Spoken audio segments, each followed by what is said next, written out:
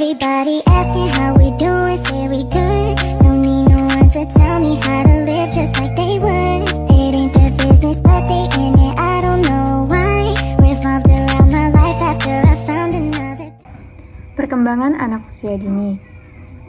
Apa sih anak usia dini itu?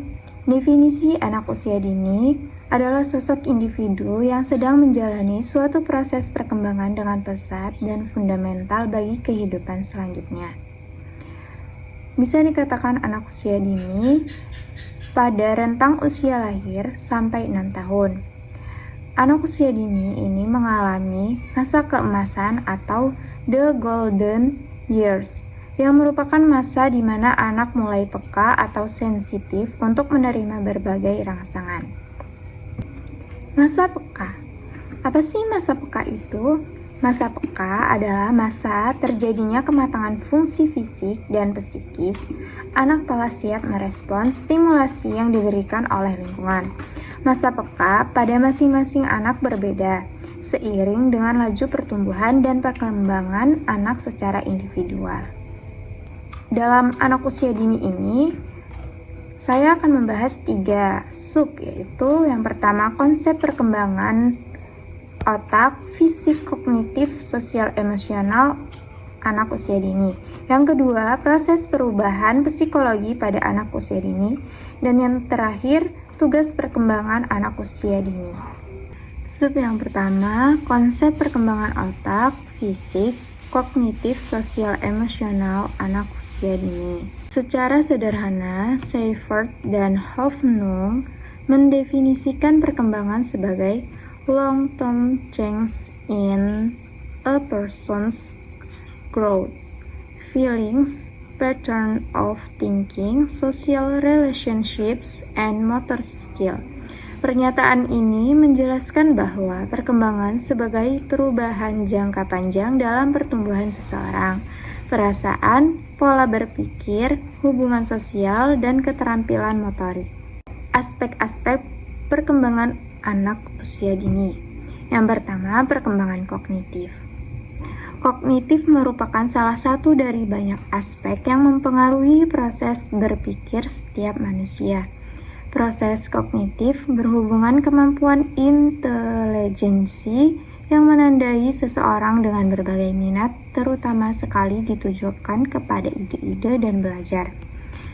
Perkembangan kognitif usia 3-5 tahun, yaitu yang pertama menyusun bantal-bantal sehingga menyerupai mobil dan dianggapnya sebagai mobil balap. Selanjutnya yaitu mengelompokkan, mengurutkan, dan menghitung. Dan meningkatnya kemampuan dalam mengingat. Perkembangan kognitif usia 6-8 tahun dapat menggunakan daya pikirnya untuk berpikir secara konseptual, memecahkan masalah, mengingat, dan menggunakan bahasa dengan baik. Selanjutnya, perkembangan bahasa. Sowers menyatakan bahwa aspek bahasa dapat dibagi menjadi 2 jenis, yaitu aspek reseptif dan aspek ekspresif. Kedua aspek ini merupakan hal yang diperlukan dalam kegiatan berbahasa agar dapat terjadi proses komunikasi. Perkembangan bahasa anak usia 3-4 tahun. Kemampuan bahasa lisan sudah menyamai orang dewasa. Keingintahuannya meningkat dan aktif dalam bertanya. Contohnya, apa ini? Mengapa begini? Dari mana? Dan seterusnya. Perkembangan bahasa anak usia 4-6 tahun. Sudah menguasai 2.500 kosakata, sudah dapat berpuisi, bercerita, dan menghindarkan rasa malu. Selanjutnya, perkembangan fisik motorik. Perkembangan fisik anak ditandai dengan berkembangnya perkembangan motorik kasar dan motorik halus. Perkembangan fisik anak usia 3-5 tahun. Tubuh, lengan, tangan, dan kaki tumbuh semakin panjang. Perkembangan fisik usia 4-5 tahun sudah bisa memakai baju, menggunting, menggambar, dan menulis. Perkembangan fisik usia 6-8 tahun, periode pertumbuhan yang lambat dan relatif konsisten. Selanjutnya, perkembangan sosial emosional. Perkembangan sosial adalah proses kemampuan belajar dan tingkah laku yang berhubungan dengan individu untuk hidup sebagai bagian dari kelompoknya. Perkembangan psikososial usia 3-5 tahun. Biasanya, anak usia ini bisa saja sangat bersemangat, menawan, dan sekaligus kasar.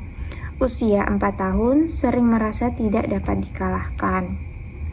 Usia 5 tahun, anak-anak memilih teman bermain dengan jenis kelamin yang sama. Usia 6-8 tahun, mulai tumbuh rasa sosial, mulai berinteraksi dengan orang di lingkungannya dan di masyarakat. Dapat disimpulkan bahwa kemampuan sosial anak usia 6-8 semakin luas. Keinginan berkelompok semakin besar. Ini berpengaruh pada perkembangan kepribadiannya. Selanjutnya, perkembangan moral. Perkembangan moral berhubungan dengan perilaku seorang individu. Tingkah laku bermoral adalah tingkah laku yang mengikuti norma dan nilai yang ada dalam masyarakat. Contohnya, anak sudah mulai mengerti hal yang baik dan buruk atau hal yang benar dan salah. Sub yang kedua, proses perubahan psikologi pada anak usia dini. Pada umumnya, individu mengalami masa kegoncangan 2 kali, yaitu pada kira-kira tahun ketiga atau tahun keempat dan pada permulaan masa pubertas, seperti yang dikemukakan oleh pakar Oswald Crouch, memandang bahwa pada anak-anak umumnya adalah pengalaman kegoncangan jiwa yang dimanifestasikan dalam bentuk sifat keras kepala. Atas dasar ini, ia membagi fase perkembangan menjadi 3 fase, yaitu yang pertama, fase anak awal umur 0-3 tahun. Yang kedua, fase keserasian sekolah umur 3-13 tahun. Dan yang terakhir, fase kematangan umur 13-21 tahun. Mekanisme utama yang memungkinkan anak maju dari satu tahap pengungsian kognitif ke tahap berikutnya oleh biasa ada 3, yaitu asimilasi, usaha individu untuk menghadapi lingkungan. Yang kedua, akomodasi, yaitu proses yang terjadi apabila berhadapan dengan stimulus baru. Yang terakhir, equilibrium. Selanjutnya, proses perkembangan dipengaruhi oleh 4 faktor, yaitu hereditas, pengalaman, transmisi sosial, dan ekuilibrasi. Dalam 4 faktor ini, yang paling penting adalah faktor ekuilibrasi, karena ekuilibrasi ini mencakup semua 3 faktor lainnya, yaitu hereditas, pengalaman, dan transmisi sosial. Oleh karena itu, faktor ekuilibrasi adalah faktor yang penting. Sub yang ketiga, tugas perkembangan anak usia dini. Tugas perkembangan pada usia kanak-kanak dimulai dari usia 2 sampai dengan 13 tahun. Usia kanak-kanak dibagi menjadi 2 periode, yaitu usia prasekolah dan usia sekolah. Usia prasekolah disebut dengan kanak-kanak awal atau early childhood. Yang kedua, usia sekolah disebut dengan kanak-kanak akhir atau late childhood. Baik, itulah penjelasan dari saya materi tentang perkembangan anak usia dini.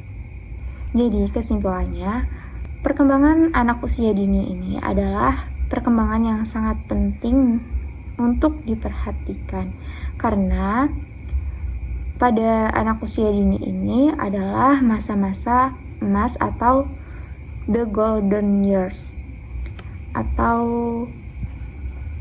masa emas yang sangat penting bagi anak-anak yang berusia rentang dari lahir sampai umur 6 tahun, sehingga Sangat penting untuk orang tua memberikan perhatian dan kasih sayang kepada anaknya agar perkembangan anak usia dini ini bisa berjalan dan berkembang sesuai dengan usianya. Kurang lebihnya saya mohon maaf. Saya akhiri. Wassalamualaikum warahmatullahi wabarakatuh.